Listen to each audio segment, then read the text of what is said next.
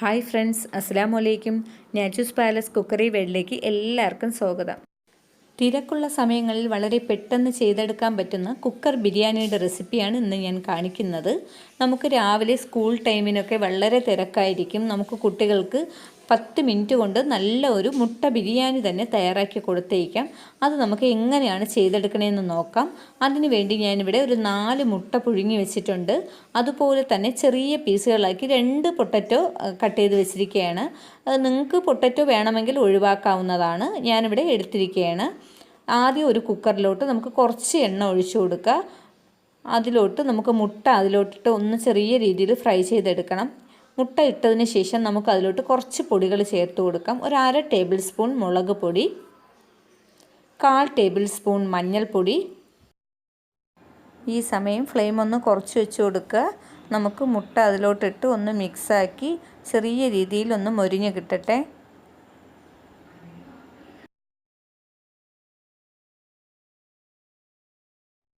മുട്ട ഇത്രയും മൊരിഞ്ഞത് മതിയാകും. നമുക്കിതിനെ മാറ്റാം.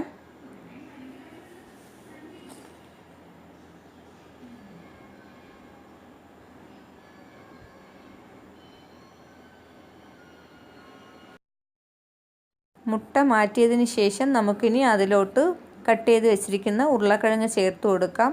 അതും കൂടി ഒന്ന് ഫ്രൈ ചെയ്തെടുക്കാം.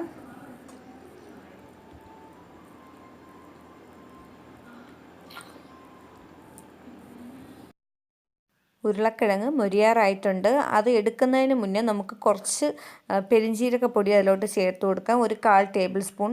അതും കൂടെ ഇട്ട് ഒന്ന് മിക്സ് ആക്കിയതിന് ശേഷം നമുക്ക് മാറ്റാവുന്നതാണ്. ഉരുളക്കിഴങ്ങ് ഇത്രയും ഫ്രൈ ആയി മതിയാകും. ചെറിയ രീതിയിൽ മൊരിഞ്ഞിട്ടുണ്ട്. ഇനി നമുക്ക് ഇതിനെ മാറ്റി വയ്ക്കാം.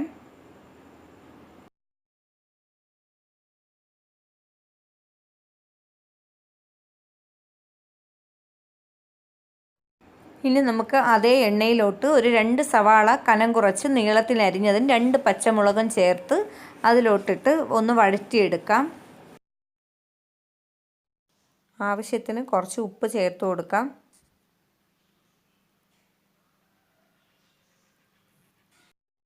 ഉള്ളി വഴറ്റിയതിന് ശേഷം നമുക്കൊരു ചെറിയ ടൊമാറ്റോ നീളത്തിൽ അരിഞ്ഞ് അതും കൂടി നമുക്ക് അതിലോട്ട് ചേർത്ത് കൊടുക്കാം.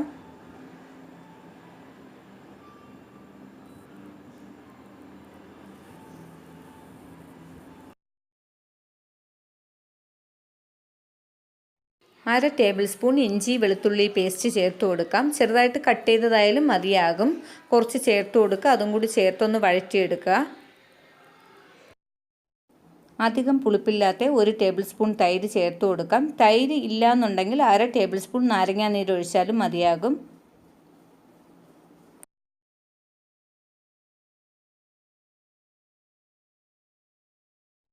തൈര് ചേർത്ത് നല്ലതുപോലെ ഒന്ന് മിക്സ് ചെയ്യുക. അത് യോജിച്ചതിന് ശേഷം കുറച്ച് മല്ലിയില പുതിനയില ഏതെങ്കിലും ഉണ്ടെങ്കിൽ കുറച്ച് ചേർത്ത് കൊടുക്കാവുന്നതാണ്. ഇല്ലെങ്കിലും കുഴപ്പമില്ല.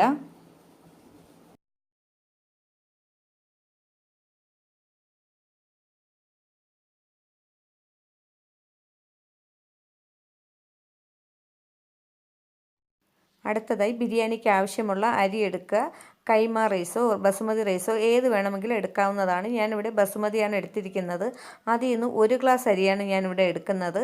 അത് നല്ലതുപോലെ കഴുകിയതിന് ശേഷം ഒന്ന് കുതിരാൻ വയ്ക്കുക.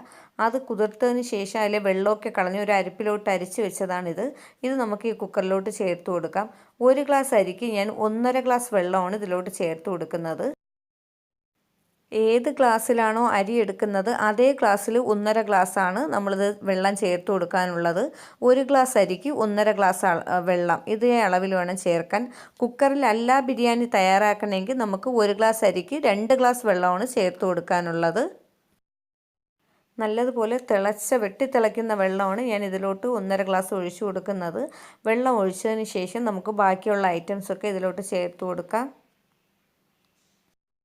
ഈ സമയം നമ്മൾ ഫ്ലെയിം നല്ലതുപോലെ കൂട്ടി തന്നെ വെക്കുക. ഇനി നമുക്ക് ഇതിലോട്ട് ആവശ്യത്തിനുള്ള സാധനങ്ങളൊക്കെ ചേർത്ത് കൊടുക്കാം.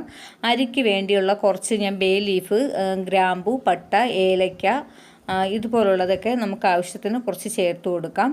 പിന്നെ ഞാൻ കുറച്ച് മല്ലിയിലയും കൂടെ ചേർത്ത് കൊടുക്കുന്നുണ്ട്. ഇനി നമ്മൾ നേരത്തെ കുറച്ച് ഉപ്പ് ചേർത്തതല്ലാതെ വേറെ ഉപ്പ് ചേർത്തിട്ടില്ല. കുറച്ച് ആവശ്യത്തിന് ഉപ്പ് ചേർത്ത് കൊടുക്കാം. 1 ടേബിൾ സ്പൂൺ നെയ്യ് ചേർത്ത് കൊടുക്കാം. നിങ്ങളുടെ കയ്യിൽ ഏതെങ്കിലും ബിരിയാണി മസാല ഉണ്ടെങ്കിൽ അതിൽ നിന്ന് ഒരു 1/2 ടേബിൾ സ്പൂൺ ചേർത്ത് കൊടുക്കാവുന്നതാണ്.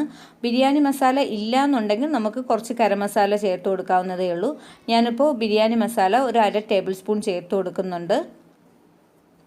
അത് കഴിഞ്ഞ് ഒരു 1/4 ടേബിൾ സ്പൂൺ പെരിഞ്ജീരകപ്പൊടി, 1/4 ടേബിൾ സ്പൂണിനേക്കാൾ കുറച്ച് കുറവായിട്ട് മുളക് പൊടി, അതിനേക്കാൾ കുറവായിട്ട് കുറച്ച് മഞ്ഞൾപ്പൊടി, ഇതെല്ലാം കൂടി ചേർത്തിട്ട് നമുക്ക് നല്ലതുപോലെ ഒന്ന് മിക്സ് ചെയ്യാം. ഇപ്പോൾ നമുക്ക് വെള്ളം കുറവുള്ളതുപോലെയൊക്കെ തോന്നുന്നുണ്ട്. നമുക്ക് ഇത്രയും വെള്ളം തന്നെ മതിയാകും. നല്ലതുപോലെ തിളയ്ക്കുന്നുമുണ്ട്.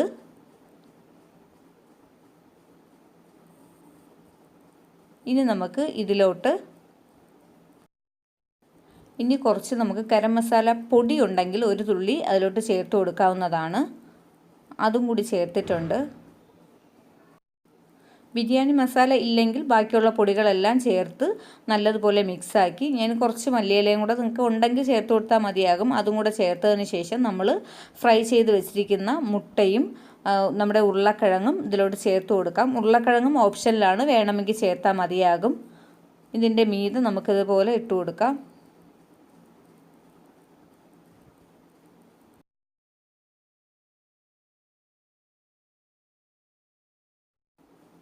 ഇനി നമുക്ക് നല്ലതുപോലെ കുക്കർ അടച്ച് ഒരു വിസിൽ ആകുന്നത് വരെ നമുക്ക് വെയിറ്റ് ചെയ്യാം.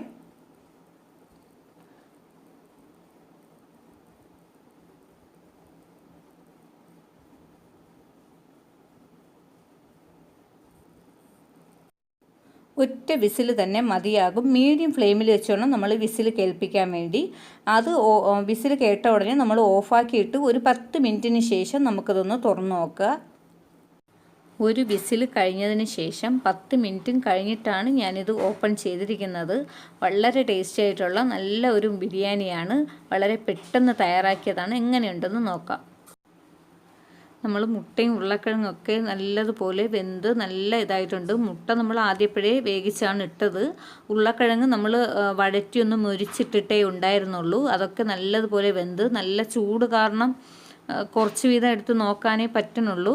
പക്ഷെ നല്ലതുപോലെ വെന്തിട്ടുണ്ട്, ഒട്ടിയും പിടിച്ചിട്ടില്ല. ഇനി നമുക്ക് മുട്ടയും ഈ ഉരുളക്കിഴങ്ങൊക്കെ സെപ്പറേറ്റ് മാറ്റി വെച്ച് വളരെ ടേസ്റ്റി ആയിട്ടുള്ള നമ്മുടെ ഈ ബിരിയാണി 10 മിനിറ്റ് കൊണ്ട് തന്നെ തയ്യാറാക്കിയെടുക്കാം. സ്കൂളിൽ പോകുന്ന കുട്ടികൾക്കൊക്കെ കൊടുത്തയക്കാൻ വളരെ ടേസ്റ്റി ആയിട്ട് കഴിക്കാനും പറ്റുന്ന ഒരു രീതിയിലാണ്.